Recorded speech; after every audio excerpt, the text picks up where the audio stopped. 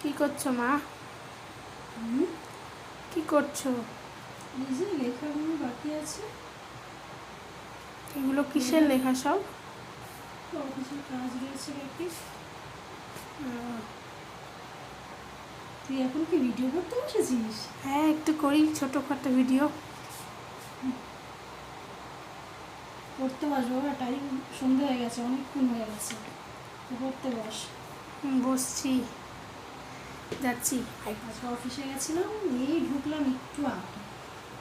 বল, তো কাজগুলো না করে রাখলে পরে অসুবিধা হয়ে যাবে,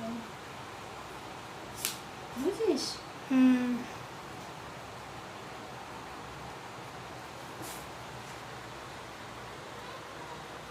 জল খা আগে, জল খেয়ে তারপরে পড়তে বস।